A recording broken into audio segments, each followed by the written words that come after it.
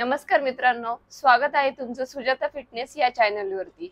तर खूप दिवसापासून प्रतीक्षेत असणारा व्हिडिओ म्हणजे गोळा फेक आणि माझ्या सोशल मीडियावर तुम्ही बघितलंच असेल की माझा गोळा हा दोन्ही हाताने आउट ऑफ जात होता।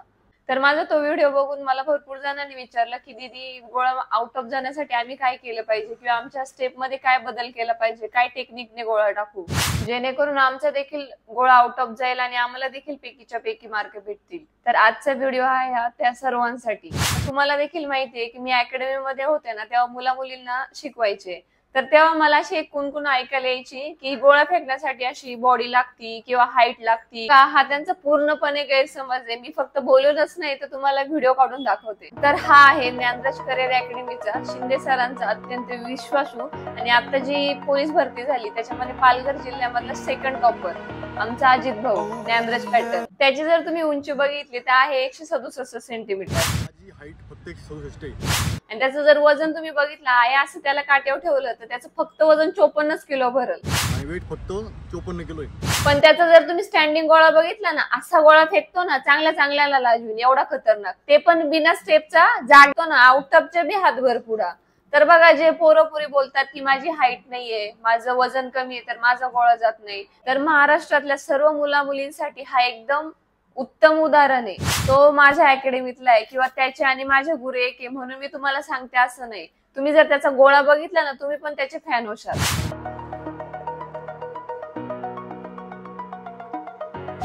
नुकताच झालेल्या भरतीमध्ये माझं पालघर एसीबीसी कास्टमध्ये माझं सेकंड नंबरला सिलेक्शन झालेलं आहे। जिद्दी नाही केलं तर गोळा हा आउट ऑफ नाही, आउट ऑफच्या खूप पुढे जाऊ शकतो। मी ज्यावेळेस अकॅडमीमध्ये आलो त्यावेळेस माझं फक्त वेट 47 किलो होतं। माझा गोळा जात नसायचा, मुलांना देखता मी गोळा फेकत नसायचो। का बरं का गोळा जात नाही, लाज वाटायची मला गोळा फेकायला। पण मी घरी जायचो, घरी गोळा होता तर लाईट लावून रातचा मी प्रॅक्टिस केली, एकट्याने वरती प्रॅक्टिस केली, दोन्ही साईडने एकटाच गोळा फेकायचो। गोळा फेकला का आणायला जायचो, परत तिकडून यायचो, गोळा फेकायचो, असे गोळे फेकले, गोळा जायला लागला। तर बऱ्याच वेळापासून मी लाईटीची वाट बघत होते, आता लाईट देखील आली। आता तुम्हाला व्हिडिओ मस्त दिसेल आणि समजेल पण। तर हा आता पहिला डेमो स्टेप घेऊन गोळा फेकतानीचा। तर बघा, आपण जेव्हा गोळा फेकतो ना स्टेपनी, तेव्हा जे पायातलं स्पीड आहे ना ते पण खूप महत्वाचं आहे। आणि जेव्हा आपण फळीपाशी जातो तेव्हा गोळा जो असा फेकतो ट्विस्ट करून, तो झटका देखील खूप जास्त महत्वाचा आहे। तर त्यासाठीच तुम्हाला वर्कआउट देखील दाखवणार आहे आणि त्याच्यानंतर वेगवेगळ्या पद्धतीने गोळा आउट ऑफच्या देखील कसा पुढे फेकायचा ते पण दाखवते। तर बघा, आपल्या बायसेप्स मध्ये, फॉर्म्स मध्ये आणि मनगटामध्ये ताकद येण्यासाठी पुलअप्स मारायचे। तर हे अशा पद्धतीने मारायचे आणि तुम्ही याचे 10-10चे 4 सेट करू शकता। त्यानंतर सेकंड एक्सरसाइज ते म्हणजे जोर मारायचे, 4 सेट 10 रिपिटेशन। त्यानंतरची एक्सरसाइज म्हणजे जागेवरती जम्प करून डिप्स मारायचे। जेव्हा म्हणजे तुम्ही गोळा जेव्हा रिलीज करता ना, त्याचा फायदा तुम्हाला तिथे होतो जास्त। त्याच्यानंतर डायमंड डिप्स, याचे तुम्ही 4 सेट 10 रिपिटेशन करू शकता। त्यानंतर आता बघा, गोळा आउट ऑफ फेकण्याचे लाईव्ह व्हिडिओ डेमो।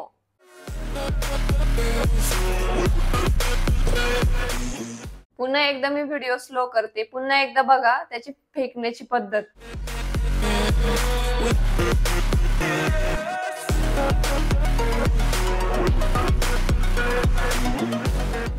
तर आता बघा, गोळा कशा पद्धतीने हातात पकडायचं, म्हणजे त्याची ग्रिप कशी धरायची। समजा आता तुम्हाला काहींना बोटावर धरायची सवय, काहींना इथं घट्ट्यावर धरायची सवय।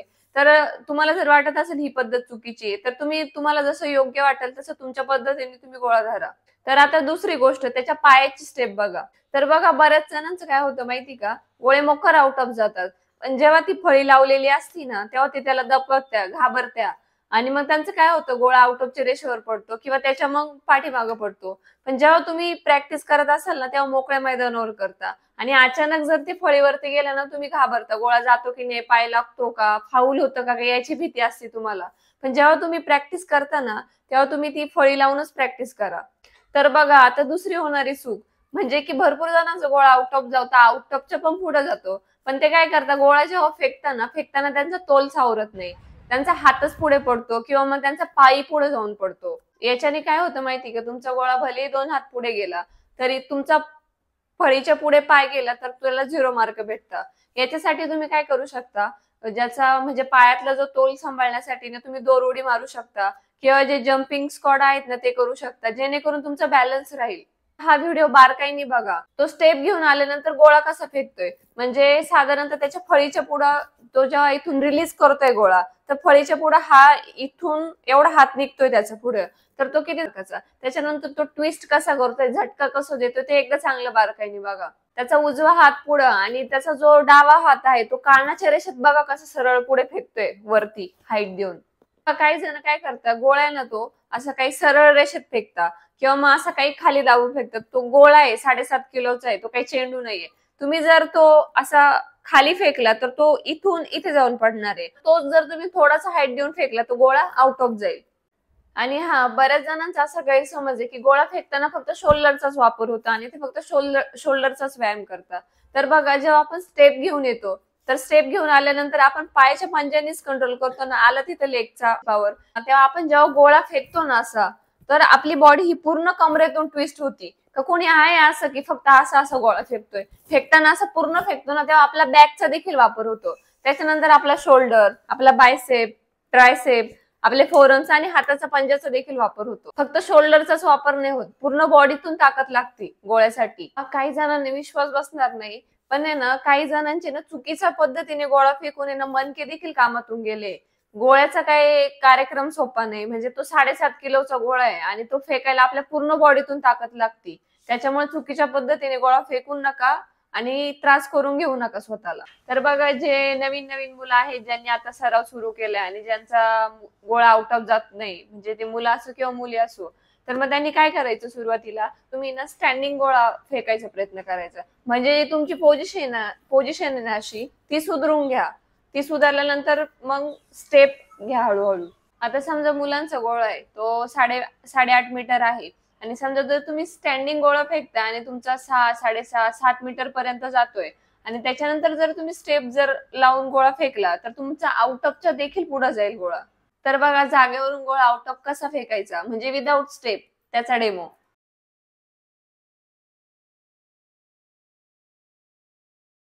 तर हा व्हिडिओ बघितल्यानंतर तुम्हाला एक अनुभव येईल, म्हणजे अजित भाऊ पण मला बोलला आणि मी स्वतः देखील अनुभवलेले. एकदा का जर तुमचा गोळा आउट ऑफ जायला लागला, मग तुम्ही तो कोणत्याही स्टेपनी फेका, कसाही फेका, तो आउट ऑफच जातो. अजित भाऊचा गोळा फेक बघून काही विद्यार्थी देखील तिथे जमा झाले आणि 7,500 पोलिसांचे गुरु शिंदे सर हे देखील तिथे उपस्थित होते. तर काही विद्यार्थी गोळा फेक करत होते, तर त्यांच्यात काय चुका होतात हे शिंदे सर त्यांना सांगत होते. तुम्ही व्हिडिओ मध्ये पुढे बघू शकता.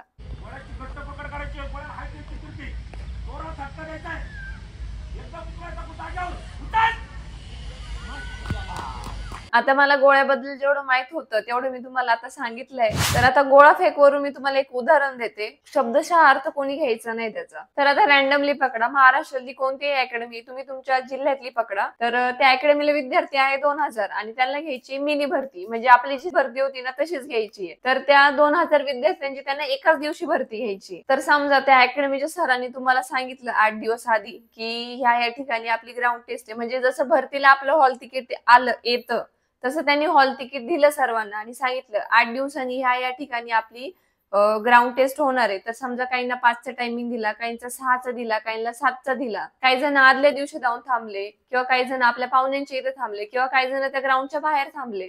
तर आता समजा तुम्हाला 5चा टायमिंग दिलाय तिथं आणि असं नाही की तुम्ही 5ला उठले लगेच तोंड घेऊन तिथं गेले. तर आता तुम्हाला 5चा टायमिंग दिलाय तर तुम्ही 4 वाजता उठणार, फ्रेश वगैरे होणार आणि मग तिथे लाईनला राहणार. आणि जेव्हा तुम्ही लाईनला जाशाल तेव्हा तिथं खूप मोठी लाईन लागेल. तर आता तुम्हाला जे हॉल तिकीट आहे ते ग्राउंडला तुम्हाला आतमध्ये सोडायच्या आधी त्यांनी तिथे चेक केलं आणि तिथून तुम्हाला त्या लाईन तिथपर्यंत जाण्यासाठी समजा गेला अर्धा तास, म्हणजे 5चे किती झाले, 5.5 झाले. प्रत्येकाला ज्याला त्याला त्याच्या टेबलनुसार बसवलं जातं.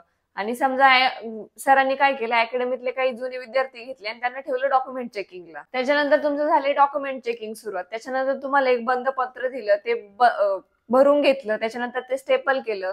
त्याच्यानंतर म्हणजे हे एवढे सगळे प्रोसेस होता करता झाले 6 वाजले. त्याच्यानंतर सरांनी तुम्हाला नेलं समजा छाती उंचीला. त्याच्यानंतर छाती उंची झाली. त्याच्यानंतर तुम्हाला चेस्ट नंबरला नेलं. अकॅडमीतले काहीतरी जुने विद्यार्थी भेटले. त्याच्यानंतर समजा तुम्हाला सरांनी नेलं चेस्ट नंबरला आणि चेस्ट नंबरला कशा रोजच्या अकॅडमी सोबत जाणारे असतात, नाही आपल्याला सोबतच यायचं. मग काय करणार, एक जण वॉशरूमला जाणार, दोघं जण त्याचा नंबर येईपर्यंत थांबणार. चेस्ट नंबर दिले, त्याच्यानंतर मग तुम्हाला नेलं खाली ग्राउंडला नेल्यानंतर तुम्हाला नेलं सगळ्यात पहिल्यांदा नेलं 1600 मीटरला.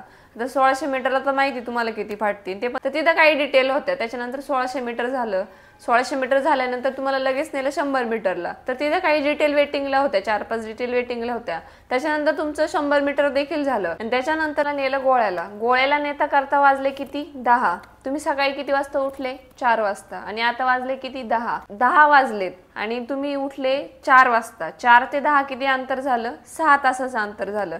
तुमचं पहिलं 1600 झालं किंवा मुली असतील तर त्यांचं 800 झालं, 100 मीटर झालं. त्या 2 इव्हेंटलाच माहिती तुम्हाला किती कार्यक्रम होतो. तब्बल 6 तासाचा गॅप पडलाय. पोटात अन्नाचं कण नाही, काही नाही. तर ज्या पोराचा गोळा आउट ऑफ जातो ना अशांचे पण गोळे आउट ऑफच्या रेषेवर किंवा त्याच्या थोडंसं आतमध्ये पडायला सुरुवात होती. तर असा टाइम गेल्यावर तुम्ही गोळा आउट ऑफ फेकू शकता का हो? तर बघा मी तुम्हाला वरील जी सर्व गोष्ट सांगितली ना ती पूर्णपणे काल्पनिक आहे. तर मी तुम्हाला ही का सांगितली की तुमच्या डोळ्यासमोर हे पूर्णपणे चित्र तयार व्हावं.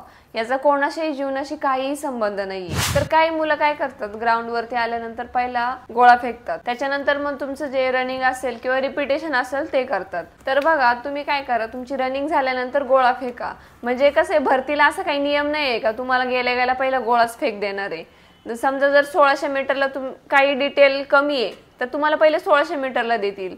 त्याच्यानंतर 100 मीटरला काही डिटेल कमी तर तिकडे नेतील किंवा मग गोळ्याला काही डिटेल कमी असतील तर तिकडे नेतील. आणि समजा जर तुम्हाला तुमच्यावर जर अशीच वेळ आली की तुम्हाला सगळ्यात शेवटी गोळा फेकला नेलं तर त्याच्यासाठी तुम्ही सवय ठेवा की तुमची रनिंग झाल्यानंतर तुमचा गोळा आउट ऑफ गेला पाहिजे.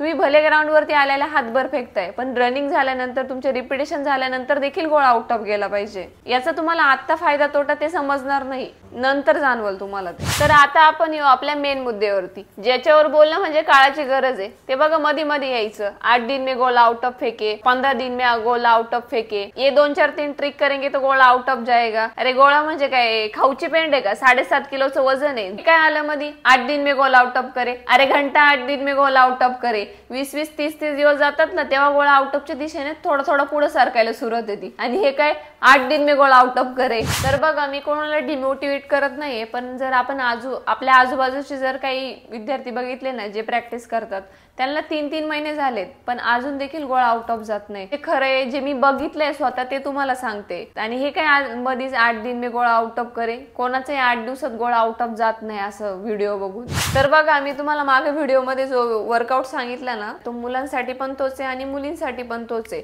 मुलांना पण असाच गोळा फेकायचा आहे आणि मुलींना पण असाच गोळा फेकायचा आहे का? मुलींना काय असा वेगळा गोळा फेकायचा आहे? नाही ना, फक्त फरक एवढाच आहे की गोळ्याचा आणि अंतराचा फरक आहे. जिथं मुलांना 4 सेट करायला लावले तिथं 2 मारा मुलींनी आणि जिथं जोर मी मुलांना 20 मारायला लावले तिथं तुम्ही 10 मारा. तर माझा तो दोन्ही हाताने गोळा आउट ऑफ फेकते तो व्हिडिओ बघून जर तुम्ही मला विचारत असाल की ताई माझा गोळा आउट ऑफ जात नाही तर मी त्याच्यासाठी काय करू किंवा मला वर्कआउट सांग, तर मी माझी सत्य परिस्थिती आहे ती मी तुम्हाला या माझ्या चॅनलच्या माध्यमातून सांगते. तर पहा माझं दोन्ही हाताने गोळा आउट ऑफ जायचं कारण असं आहे की मी जेव्हा घरी होते ना तेव्हा शेतात कामं करायचे आणि घास कापलं की घासाचे वजे उचलायचे, परत गिनी गवत तोडलं तर गिनी गवत उचलून आणायचं, दुपारी गायांना पाणी पाजायचं. तर ज्या बादल्या आहेत ना 15-15, 20-20 लिटरच्या असायच्या. तर आता हे बादलीचं वजन साधारणतः तुम्ही 15-20 किलो पकडा. म्हणजे आता ते माझ्या दोन्ही हातांना सवय झाली होती की वजन उचलायची. आणि पोलीस भरतीला गोळा किती असायचा 4 किलोचा, त्याच्यामुळे मला त्याचं काहीच वाटायचं नाही. माझा गोळा आरामात जायचा दोन्ही हाताने आउट ऑफ. त्याने असा घेतला का डायरेक्ट फेकून द्यायचे. झोपेतून जरी उठले ना तरी माझा गोळा आउट ऑफ जायचा. आणि माझी आणखी एक गोष्ट, जेव्हा मी माझ्या आयुष्यात पहिल्यांदा गोळा घेतला आणि पहिल्यांदा जो फेकला होता एवढा पुढे पडला होता, पहिल्यांदा गोळा फेकला होता तेव्हा. तर 2 हाताने मी गोळा कशी आउट ऑफ फेकायची तर त्याच्या मागची ही पार्श्वभूमी होती. तर मी ज्या पद्धतीने तुम्हाला सांगितलंय की गोळा असा फेका किंवा मग जर तुम्हाला ते नसेल पटत तर तुम्ही तुमच्या पद्धतीने गोळा फेकू शकता. हा व्हिडिओ मी फक्त माहिती देण्यासाठी बनवलाय. व्हिडिओ आवडल्यावरती लाईक करा, शेअर करा. तर आपल्याला ह्या व्हिडिओसाठी सर्वात जास्त सहकार्य लागले ते म्हणजे आपले ज्ञानराज अकॅडमीचे शिंदे सर, आपला ज्ञानराजचा संपूर्ण परिवार आणि आपला भाऊ आजी. तर बघा मी जसं सकाळी ड्युटीला जाते ना तसं संध्याकाळी परत येते आणि संध्याकाळी जेव्हा आलेले असते तेव्हा अंधार पडलेला असतो. आता अंधारात कुठं गोळे फेकणार आहे आणि व्हिडिओ शूट करायला पण इथं कोण नाही. जेव्हा मी गावाला येईल तेव्हा ह्या व्हिडिओचा पार्ट 2 लवकरच येईल. तोपर्यंत बाय. काय अडचण नाही. आपल्या सांगण्यावरून जर काही 4-2 मुलांना जर काही भेटत असेल तर पोस्ट करायला काहीच हरकत नाही. आपण आणखीन याच्यामध्ये थोडं 100 मीटर 100साठी काय काय केलं पाहिजे ते पण ॲड करू त्यासाठी. जर एखाद्या मुलाला फायदा झाला तर ते चांगलंच आहे.